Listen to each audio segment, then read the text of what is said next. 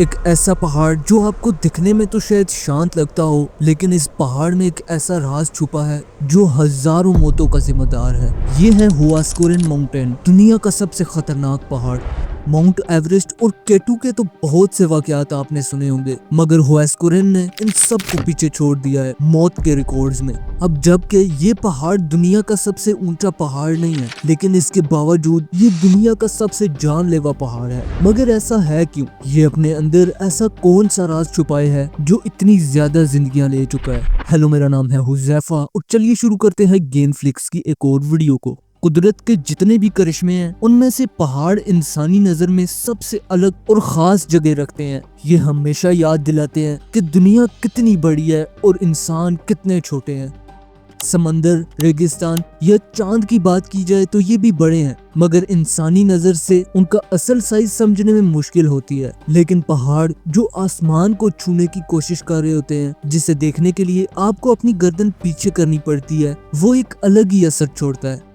हुआस्कोरिन Peru का सबसे ऊंचा पहाड़ है और अपनी खूबसूरती और पहाड़ी मंजर के लिए मशहूर है। 1960s में और आज भी क्लाइंबर्स के लिए एक पसंदीदा जगह है। ये कोर्डिलेरा ब्लैंका पहाड़ी रीजन का हिस्सा है जो इतनी ऊंची है कि साल भर बर्फ और बारिश को समेट लेती है और फिर पानी आसपास के इलाकों तक जाता है, जिसकी वजह से ये जगह अमेज़न रेन फॉरेस्ट के पास होने के बावजूद भी पेरू के बाकी इलाकों से ज्यादा सब्ज लगती है। जाहिर है ये जगह लोगों को अट्रैक्ट करती है और पहाड़ों के दरमियान छोटी बस्तियों और फार्म्स में हजारों लोगों का बसेरा है। लेकिन ये मजबूत और शानदार पहाड़ ना सिर्फ इन जिंदगियों को पनाह दे रहा है, बल्कि इन जिंदगियों को बेरहमी से छीन भी रहा है। हुआस्कोरिन जो अपनी नदियों के जरिए हजारों लोगों की जिंदगी का सहारा है, एक डार्क साइड भी रखता है। ये दुनिया का सबसे ज्यादा जानलेवा पहाड़ है, एवरेस्ट और केटू से भी ज्यादा। अगर हम टॉप 100 पहाड़ों को देखें जिन्होंने काफी जिंदगियां ली हों और उन्हें हम कंबाइन कर दें, तो उन 100 पहाड़ों को मिलाकर भी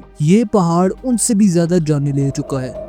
हुआस्कोरिन का नाम काफी नया लगता है, लेकिन ये सिर्फ उन कई नामों में से एक है जो इस पहाड़ के लिए यूज होते हैं। नेटिव ग्रुप्स इसे मेटाराओ या मेटारार्जू कहते हैं, जिसका मतलब है ट्विन स्नो पीक्स, जुड़वां बर्फ की चोटियां। साउथर्न पीक्स इन सब में से ऊंचा है, जिसे हुआस्कोरिन सोर कहते हैं, जो 6768 मीटर्स या 22,205 फीट ऊंचा है। जबकि नॉर्थर्न टिप हुआस्कोरिन नॉर्थ भी काफी ऊंचा है, जो 6654 मीटर्स या 21,831 फीट ऊंचा है। और इंटरेस्टिंग बात यह है कि ये दुनिया का सबसे ऊंचा पहाड़ ना होने के बावजूद ये जमीन के कोर से दूसरे सबसे दूर पॉइंट पर है। ऐसा इसलिए है क्योंकि अर्थ अपनी रोटेशन की वजह से इक्वेटर के आसपास थोड़ा सा बल करती है। हुआस्कोरिन पर क्लाइंब करना किसी भी क्लाइंबर के लिए एक बड़ा चैलेंज है। इस पहाड़ को क्रॉस करने के लिए तकरीबन 1 हफ्ता लग जाता है। मगर इसका सबसे खौफनाक हिस्सा है इस पहाड़ की बर्फ में बड़े बड़े क्रैक्स, जिन्हें क्रीवेसिस कहा जाता है। इसी वजह से क्लाइंबर्स को बहुत एहतियात करनी पड़ती है और आइस क्लाइंबिंग के लिए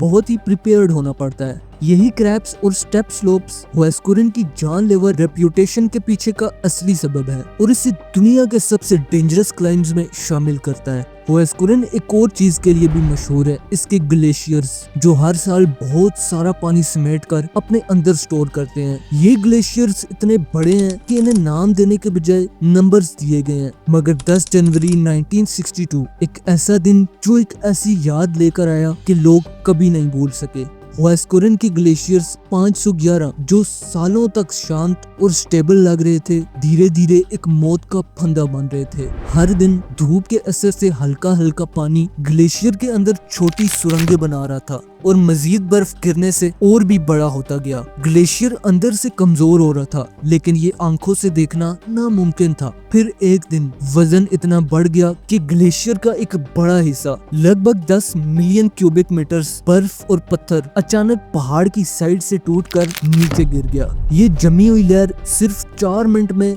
16 किलोमीटर का फासला तय करती हुई 9 गांव और एक शहर को, जिसका नाम रैन रहेरका था, सब दफन हो गए। जो लोग लोग युंघाई शहर के पास रहते थे वो बस दूर से इस खौफनाक मंजर को देख रहे थे। उन्हें एक बड़ा पहाड़ बचा गया जो हुआस्कुरिन और उनके दरमियान था। कुछ लोग जो पहले से शहर के किनारे थे वक्त पर ही वहां से भागकर बच गए, लेकिन ये हादसा उनके लिए एक तल्ख याद बनकर रह गया जो इस पहाड़ की कुदरत और खौफनाकी को कभी नहीं भूल सकते। हुआइकोस ये वो नाम है जो लोकल्स उन एवालांचेस को देते हैं जो सिर्फ बर्फ नहीं बल्कि आइस और पत्थर का भी मिले जुले तूफान होते हैं। पेरू के लोग इन चीजों से अच्छी तरह से वाकिफ हैं क्योंकि उनकी जिंदगी इन माउंटेन्स के साए में गुजरती है। पेरुवियन एंडीज, पैसिफिक ओशन और अमेज़न रेन फॉरेस्ट के बीच होने की वजह से ये पहाड़ दुनिया के सबसे बड़े ग्लेशियर्स को रखने का बेहतरीन मैदान बन चुके हैं। हर 10 सालों में ये जगह किसी न किसी बड़ी एवालांच का सामना करती है। अगर आपको एवालांच के बारे में नहीं पता तो एवालांच उसे कहते हैं जो कुदरती डिजास्टर होते हैं। बर्फ और पत्थर तेजी से पहाड़ों से नीचे गिरते हैं। ये अक्सर बर्फ के ज्यादा होने और उसकी लेयर के टूटने की वजह से होते हैं और ये बहुत ही ज्यादा नुकसान पहुंचाते हैं। लेकिन यहाँ ये ज्यादातर उन माउंटेन्स के पास होती हैं जहाँ मुश्किल ही है कि कोई वहाँ रहता हो। लेकिन जो 1962 की एवालांच थी उसकी अलग ही कहानी थी। ये सिर्फ एक तबाही की वजह नहीं थी बल्कि इंटरनेशनल लेवल पर लोगों का ध्यान खींचने की एक वार्निंग थी। 4000 लोगों की जिंदगी का खत्म हो जाना एक बहुत बड़ा नंबर था, खासकर एक एवालांच के लिए। इसी वजह से उसी साल सितंबर में डेविड बर्नेस और चार्ल्स सोयर नाम के 2 जियोलॉजिस्ट पेरू आए। ये दोनों MIT के अंडर रिसर्च कर रहे थे और उनका मिशन था इस तबाही की वजहों को समझना और असेस करना कि क्या इस इलाके में अब भी खतरा मौजूद है। जब इन साइंटिस्ट्स ने अपनी फाइंडिंग बताई तो उन्होंने कहा कि खतरा अभी खत्म नहीं हुआ, हत्ता कि एक और भी बड़ी एवालांच होने वाली थी जो पहले से 3 गुना ज्यादा तबाही ला सकती थी। मगर उनकी बात पर ज्यादातर लोगों ने यकीन नहीं किया। बाहर से देखने पर लगता था कि अब बर्फ गिरने का सिलसिला खत्म हो गया है और आमतौर पर बर्फ के जमने में काफी टाइम लगता है। जो हिस्सा गिर गया था वो इतना बड़ा था कि 10 एम्पायर स्टेट बिल्डिंग्स के बराबर था कि उसने माउंटेन की एक पूरी साइड को साफ कर दिया था और ऐसा लगता था कि वहाँ कुछ भी वापस गिर नहीं सकता। अमेरिकन साइंटिस्ट के क्लेम्स ने लोगों का शक और बढ़ा दिया, लेकिन साउथ और सेंट्रल अमेरिका के लोग पहले ही अमेरिका पर इतना ज्यादा भरोसा नहीं करते थे। इसी वजह से लोकल गवर्नमेंट ने अपना इन्वेस्टिगेटर भेजा जिसने ये साबित किया कि अमेरिका की असेसमेंट इनकम्प्लीट थी। लेकिन बात यहीं तक नहीं रुकी। जो भी युंगाई को अनसेफ डिक्लेयर करता उस पर पैनिक फैलाने का इल्जाम लगाया जाता और हत्ता कि उन्हें जेल में डालने की भी धमकियां मिली। उन दोनों जियोलॉजिस्ट को भी अरेस्ट से बचने के लिए यूनाइटेड स्टेट वापस जाना पड़ा।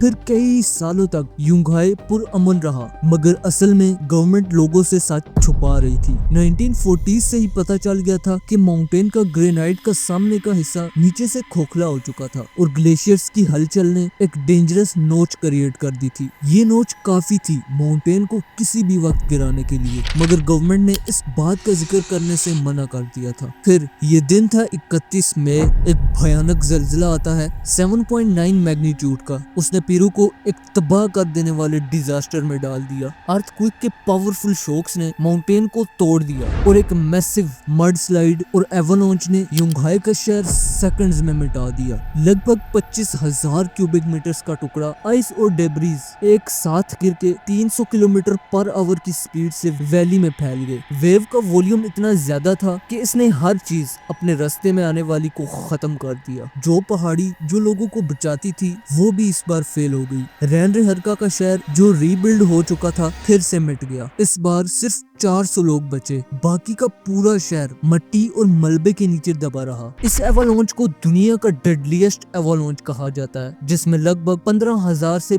25,000 लोग सिर्फ एवालांच की वजह से मरे और टोटल डेथ्स 66,000 से 70,000 तक गई। आज भी युंघाई के रिमेन्स एक मजार की तरह खड़े हैं। पेरू ने इस ट्रेजेडी को याद रखने के लिए 31 मई को नेचुरल डिजास्टर एजुकेशन और रिफ्लेक्शन डे डिक्लेयर कर दिया, ताकि फ्यूचर की जनरेशंस इस तरह के डिजास्टर्स के लिए तैयार रहें। इस ट्रेजेडी ने सिर्फ एक शहर को नहीं बल्कि हजारों जिंदगियों और उनके सपनों को मिटा कर रख दिया। युंघाई की कहानी हमें याद दिलाती है कि नेचर की ताकत को कभी नजरअंदाज नहीं करना चाहिए। ये एक मिसाल है कि कैसे वार्निंग्स को इग्नोर करना एक कौम के लिए कितना महंगा साबित हो सकता है। उम्मीद करता हूँ वीडियो पसंद आई होगी। अगर हाँ तो वीडियो को लाइक कर दो और मैं चल रहा हूँ अपनी नेक्स्ट वीडियो की रिसर्चिंग के लिए। तब तक के लिए गुड बाय, अल्लाह हाफिज।